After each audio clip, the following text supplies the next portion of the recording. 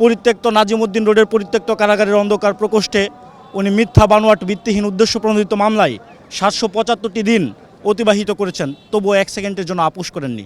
উনি বাংলাদেশের গণমানুষের নেত্রী, দেশনেত্রীতে পরিণত হয়েছেন, আপোষহীন নেত্রীতে পরিণত হয়েছেন একমাত্র বাংলাদেশের মানুষের অধিকারের প্রশ্নে, বাংলাদেশের স্বাধীনতা, গণতন্ত্র, সার্বভৌমত্বের প্রশ্নে কখনোই আপোষ করেননি। সেই দেশনেত্রীকে বাংলাদেশের মানুষ ভালোবাসে হৃদয় দিয়ে। উনার আজকে আমরা এই জানাজায় এসেছি।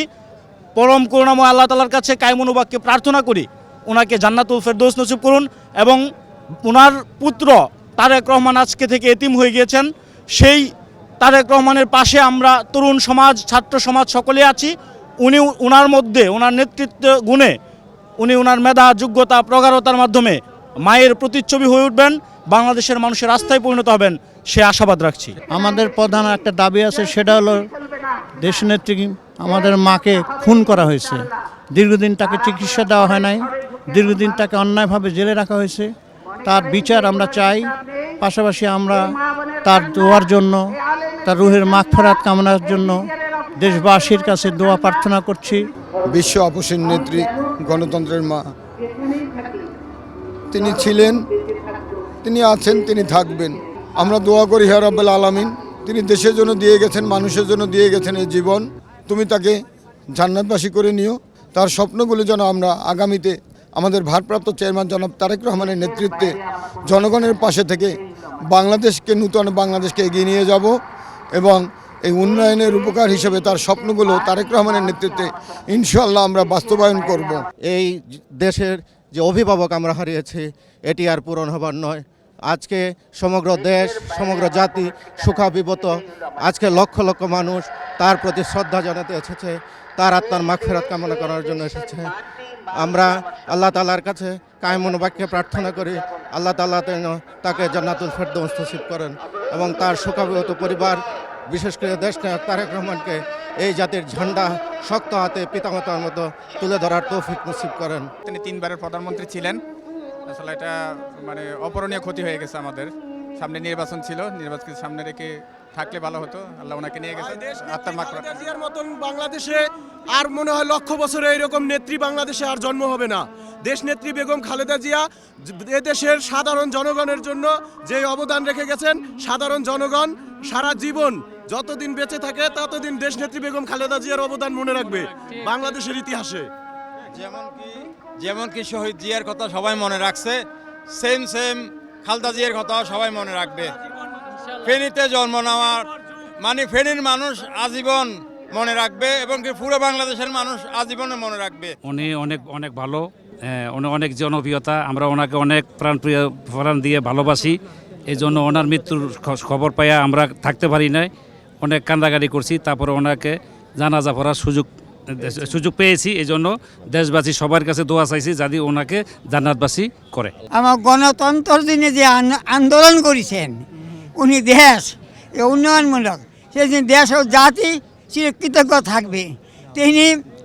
তিনি যে গণতন্ত্রের মা বলা হয়েছে, আজকাল তিনি গতকালকেও দুনিয়া থেকে এন্তকালের খবর শুনিয়ে সমস্ত মানুষ ঘরে বাইরে, পুরুষ মহিলা ঠিক থাকতে পারে না। আল্লাহ যেন তাকে জান্নাতুল ফেরদৌস নসিব করেন। ওনার যে ত্যাগ, এই সংগ্রাম, ওনার এই সংগ্রামের জন্য আজকে দেখুন ওনার ছেলে কুকু, উনি জেলখানায় সুস্থ অবস্থায় গিয়েছিলেন, তারেক রহমানও সুস্থ অবস্থায় গিয়েছিলেন, উনিও সুস্থ অবস্থায় গিয়েছিলেন। এই যে ডিকটেটর শেখ হাসিনা ওনাকে এই জেলের মধ্যে ওনাকে বন্দি রেখে, একা বন্দি রেখে ওনাকে এইভাবে মানসিকভাবে এই ওনার এই মৃত্যুর জন্য শেখ হাসিনা দায়ী। আসলে এক কথায় বলতে গেলে আমরা আমাদের স্বাধীনতার পরবর্তী যে সময় এই পর্যন্ত একজন নিঃস্বার্থ দেশপ্রেমিক আমরা হারালাম। এই ব্যাপারে বলতে শুধু উলামায়ে কেরাম না, দেশের আপামর জনসাধারণ সর্বস্তরের ব্যক্তিদের একজন পছন্দনীয় এবং আপনার উল্লেখযোগ্য ব্যক্তি ছিলেন দেশনেত্রী বেগম খালেদা জিয়া। উনি চলে গেলেন। আজকে দেখেন আপনারা ইতিমধ্যে মিডিয়ার থেকে সমস্ত মিডিয়াগুলোই দেখাচ্ছে, সারা বাংলাদেশ নয় সারা বিশ্বের থেকেই তার জন্য আজকে সবাই মর্মাহত। এই জন্য আমরা উলামায়ে কেরামদের পক্ষ থেকেও সারা বাংলাদেশের সকল উলামায়ে কেরাম, সর্বস্তরের উলামায়ে কেরাম, আমরা সবাই মসজিদে মাদ্রাসাতে তার জন্য গতকালকে থেকেই মাদ্রাসাগুলোতে খতম তেলাওয়াত এবং আপনার দোয়া মসজিদগুলোতে সারা বাংলাদেশে একযোগে দোয়া খতম তেলাওয়াত হচ্ছে। হ্যাঁ, ওনার যথেষ্ট অবদান আছে। ওনার সময়কালীন সময়ে উনি যখন নেতৃত্বে ছিলেন তখন আমাদের উলামা একরামদের পক্ষ থেকেও আমরা তাদের সাথে শরিক ছিলাম এবং তখন উনি ইসলামের জন্য যথেষ্ট কাজ করেছেন আলহামদুলিল্লাহ, এবং এটা অস্বীকার করার কোনো সুযোগ নেই।